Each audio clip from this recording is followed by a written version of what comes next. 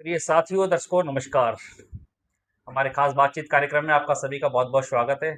आज हमारे साथ खास बातचीत कार्यक्रम में हमारे खास मेहमान, अधिवक्ता, राष्ट्रीय लोकदल पार्टी के जिलाध्यक्ष सागर शुक्ला जी। शुक्ला जी, आपका बहुत-बहुत स्वागत है। आज हम आदरणीय अध्यक्ष जी से बात करेंगे आगामी विधानसभा चुनाव को लेकर के, और इनसे ऐसी बातचीत हमारी होगी जिसमें सभी प्रकार की मिली-जुली बातों का आप सही समावेश आप देख सकते हैं। जैसा कि देखा जा रहा है कि 2027 विधानसभा के चुनाव आने को है। जी, सभी पार्टियां जोर शोर से लगी हुई हैं। बिल्कुल। आपकी पार्टी को ने भारतीय जनता पार्टी को समर्थन दे रखा है। बिल्कुल दे रखा है। ऐसे समर्थन में क्या आप स्वयं भी टिकट पार्टी से मांगेंगे? हाँ, बिल्कुल हमारी माँग तो ये चल रही है कि यहाँ औरैया जनपद में 3 विधानसभा सीटें हैं। जी, उसमें दिव्यापुर विधानसभा हमारी प्रॉपर विधानसभा लगती है जी, जी। और वहाँ का ये गणित भी है कि अगर किसी भाजपा एनडीए में किसी अन्य दल को टिकट मिल जाता है, तो जीत की संभावना ज़्यादा अधिक है क्योंकि पिछली विधानसभा में वहाँ पर माननीय लाखन सिंह राजपूत जी विधायकी का चुनाव लड़े थे, तो वो सीट नहीं निकाल पाए। तो इस प्रकार से एनडीए में अगर किसी अन्य दल को मिलता है और ख़ास तौर पर हमारे राष्ट्रीय लोक दल को मिलता है, तो ये संभावना ज़्यादा है कि हम वहाँ पर सीट निकाल सकते हैं। पिछली बार प्रत्याशी की अगर बात की जाए भारतीय जनता पार्टी की, जो कि हारे हैं, उनका महज आंकड़ा 10-15 वोटों का शायद रहा है। नहीं, उससे हार का थोड़ा ज़्यादा था। ज़्यादा था। जी, लेकिन ये कोई हार का विशेष कारण नहीं रहा जाता है, क्योंकि जो वहाँ पर देखा जाता है कि जातीय समीकरण, जी, राजपूत समाज बहुत अधिक है जी, दिव्यापुर विधानसभा में। यादव समाज बहुत कम है। जी, समाजवादी पार्टी से वर्तमान समय में प्रदीप यादव जी विधायक जी। हैं। ऐसे में प्रदीप यादव जीत जाते हैं, और जिनका वोट बैंक भी अधिक होता है, वो क्यों हार जाते हैं आखिर? वोट बैंक भाजपा के लिए वोट बैंक कम जाति से नहीं आंका जा सकता है, वो प्रत्याशी के व्यक्तिगत व्यवहार पे भी डिपेंड करता है। अब माननीय मंत्री जी वैसे तो सभी लोगों के लिए वो उपलब्ध रहे, जी, लेकिन हो सकता है कि किन्हीं कारणों से जनता उनसे नाराज रही हो, इस वजह से उन्हें हार का सामना करना पड़ा। बाकी अगर एनडीए से मतलब हम भाजपा को केवल एक पार्टी नहीं, हम एनडीए परिवार की तरह देख रहे हैं। वो बड़े भाई हैं और छोटे भाई हैं। अगर एनडीए से जो भी प्रत्याशी बनाया जाएगा, अगर माननीय लाखन सिंह राजपूत जी बनाए जाते हैं या माननीय राघव मिश्रा जी बनाए जाते हैं या राष्ट्रीय लोकदल में एनडीए गठबंधन के रूप में मुझे टिकट दिया जाता है, जी। तो हम सभी लोग मिलकर काम करेंगे और उस सीट को निकालने का काम करेंगे। प्रदेश भर में देखा जा रहा है, जी, इस समय प्रत्याशी टिकट के लेकर के होड़ लग मची हुई है। जी, लेकिन क्या ऐसे प्रत्याशी को टिकट मिलना चाहिए? किसी भी पार्टी की बात करें, चाहे भारतीय जनता पार्टी हो या आपकी पार्टी हो, समाजवादी पार्टी हो, जो वर्तमान समय में एक सामान्य नागरिक का, सामान्य जनमानस का फ़ोन रिसीव नहीं कर पा रहा है। तो अगर ऐसे व्यक्ति को, ऐसे प्रत्याशी को प्रत्याशी बना दिया जाए या उसे विधायक बना दिया जाए, तो वर्तमान समय में सामान्य व्यक्ति की बात को नहीं सुन पा रहा है, तो क्या विधायक बनने के बाद सुनने में सक्षम होगा? नहीं, ये बात तो आपकी बिल्कुल सत्य है कि ऐसे किसी व्यक्ति को, चाहे वो संगठन के किसी भी पद पर हो, किसी भी पार्टी का हो, जी। उस व्यक्ति को टिकट ना दिया जाए, उसको दावेदार ना बनाया जाए। भाई, जनता से जो व्यक्ति जुड़ नहीं सकता है, जनता की समस्या को सुन नहीं सकता है, जनता की समस्याओं का निराकरण नहीं कर सकता है, ऐसे व्यक्ति को विधानसभा या लोकसभा भेजने का कोई कारण ही नहीं होता है। ऐसे लोगों को टिकट तो बिल्कुल नहीं मिलना चाहिए, इसके फेवर में तो हम भी नहीं हैं। पूरे प्रदेश भर में विकास को लेकर के चुनाव लड़ा जाता है, या जातीय समीकरण के हिसाब से चुनाव लड़ने की तैयारी आजकल है? अपने खासकर औरैया सीटों की हम बात करें, औरैया जी, जो जनपद है। नहीं, जाति का तो ये मतलब है, आप अपने भारत में जाति का हमेशा से रोल रहा है, लेकिन मुझे लगता है कि अब जनता को जाति से ऊपर उठकर विकास और सुशासन के नाम पर वोट देना चाहिए। पहले 2012 में जब सपा सरकार थी, तो मैं भी बल्लापुर ग्रामीण क्षेत्र का हूँ। वहाँ पर मैं देखता था आए दिन रात को 7 बजे 8 बजे के बाद किसी की ट्रैक्टर छूट जाता था, किसी की डीसीएम चली जाती थी। वर्तमान समय में मैं भी रात में 12-1-2 बजे तक निकलता हूँ, तो कभी कोई ये सुनने में नहीं आता है कि कभी किसी के साथ कोई घटना हो गई या हाँ व्यक्तिगत किसी की रंजिश रही हो, तो ये पॉसिबिलिटी है। बकाया सुशासन में ये है कि क्राइम कम हुआ है। आप प्रतिदिन बल्लापुर से औरैया न्यायालय आते हैं। जी, आपका मार्ग क्या है आने जाने का?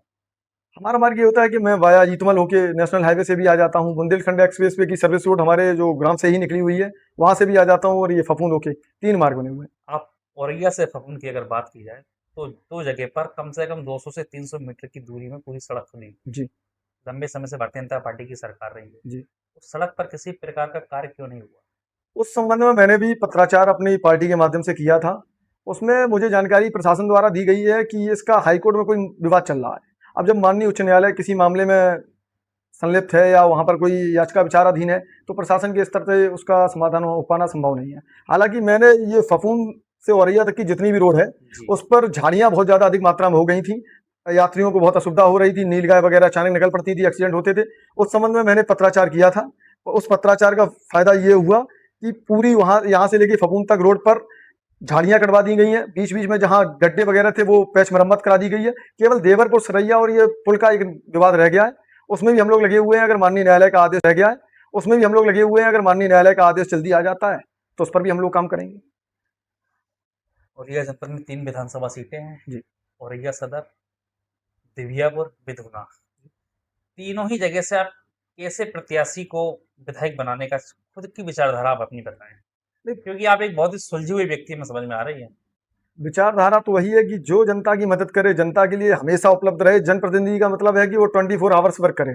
अगर रात के 12 बजे भी कोई पीड़ित व्यक्ति हमारे दरवाजे पहुंचता है, अगर हम उस लेवल में हैं, जी। तो हमारा दायित्व है कि हम अपने ऐशो आराम, एसी की हवा छोड़कर उसकी मदद के लिए जाएं।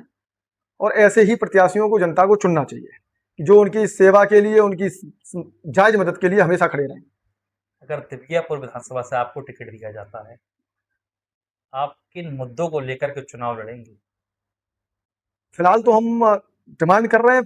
बाकी पार्टी का या शीर्ष नेतृत्व का ये विषय है कि वो मुझे टिकट देते हैं नहीं देते हैं। लेकिन अगर मुझे मिलता है तो वहाँ पर क्षेत्रीय जो भी समस्याएं हैं, जैसे बुंदेलखंड एक्सप्रेस वे पे सेंगर नदी पे पुल की समस्या है, वहाँ पर बच्चे बुंदेलखंड एक्सप्रेस वे 25 फुट ऊपर चढ़ के उतरते हैं, कई दुर्घटनाएं भी हुई हैं, तो वो पुल पहली वरीयता में है।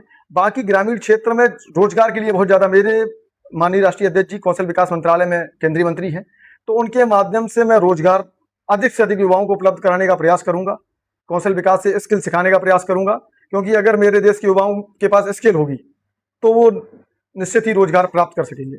तो उसी मुद्दे पर हम काम करेंगे। युवाओं की अगर बात की जाए तो युवाओं के लिए शिक्षा ज़्यादा बेहतर है या नौकरी करना बेहतर होगा शिक्षा के बाद, या राजनीति माना ज़्यादा बेहतर है? आपके विचार क्या होंगे इसमें? नहीं, युवा को देखो, राजनीति सेवा है, कोई कमाई का जरिया नहीं है कि हम यहाँ पर सफेद कुर्ता पहन के आ गए तो हमें कहीं से रुपए मिलने लगेंगे, या तो फिर आउटसाइडर लोग जो दलाली टाइप का काम करते हैं वो करें। तो ये तो मैं मानता हूँ कि गलत तरीका है। जैसे मैं ही मान लूँ कि मैं राष्ट्रीय लोकदल का जिलाध्यक्ष हूँ, जनता की सेवा में लगा हूँ, लेकिन मेरी इनकम का सोर्स मेरी वकालत है। मैं वकालत से कमाता हूँ, उसी से लोगों की मदद करता हूँ। अगर युवा डायरेक्ट राजनीति में आएंगे और कोई इनकम का सोर्स नहीं होगा तो वो निश्चित ही गलत प्रकार के कृत्य करेंगे। या तो इतना एस्टेब्लिशमेंट हो फैमिली से कि उनको बराबर रुपए दिया जा रहा हो, तो ऐसा तो पॉसिबल होता नहीं है। तो युवाओं को अपनी स्किल पे काम करना चाहिए, बेहतर अपनी आय का साधन ढूंढना चाहिए, उसके बाद राजनीति में भी आना चाहिए। अगर आपके पास आय का साधन होगा तो आप गलत कार्य नहीं करेंगे, लोगों को ठगेंगे नहीं, लोगों की मदद ही करेंगे। आप वकालत के कार्य में कितने समय से हैं? हम 2019 से वकालत कर रहे हैं। यानी कि लगभग 7 वर्ष का समय जी। आपको हो गया। आप बहुत जीनियस है। एक जो वकालत का कार्य होता है बहुत ही होशियार वाला कार्य होता है। उसमें व्यक्ति अगर कार्य करने लगता है अपने आप को बहुत ही सहज महसूस करता है वो। आप बताइए कि अगर युवा बिना कुछ कमाए वो 18 प्लस होने के बाद वो राजनीति में पूर्णतः रूप से आ जाता है, तो ये क्या उसका डिसीजन सही रहता है? नहीं, बिल्कुल गलत डिसीजन है।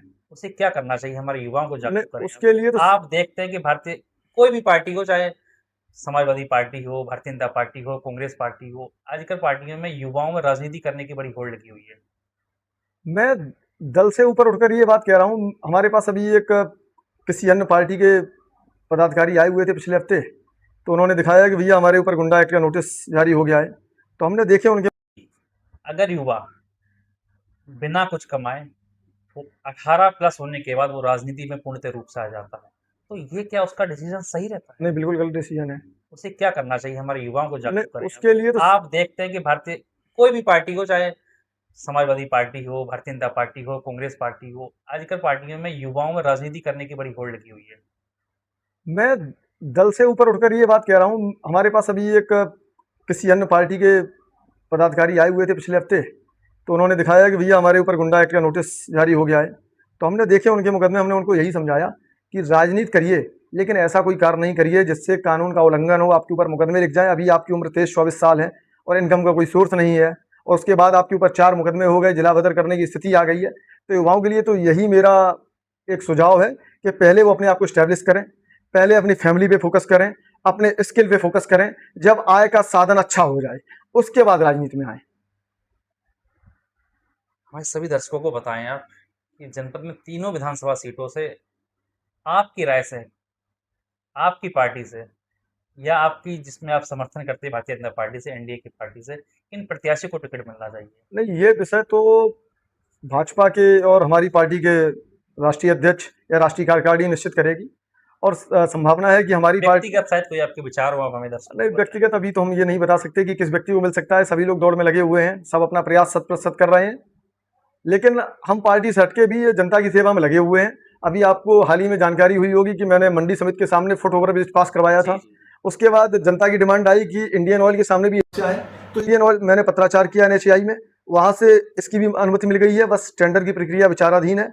ऐसे जो भी मुद्दे मेरे पास आते हैं, कोई मुझे व्हाट्सएप पे फेसबुक पे कोई अपनी समस्या लिख के भेजता है, मुझे लगता है कि ये मदद जायज है, तो मैं अपनी पार्टी के बिहाफ पर लोगों की मदद करने का प्रयास करता हूँ, उस विभाग से पत्राचार करता हूँ, और उसमें मैं ये स्वार्थ नहीं देखता कि मुझे क्या लाभ हो रहा है।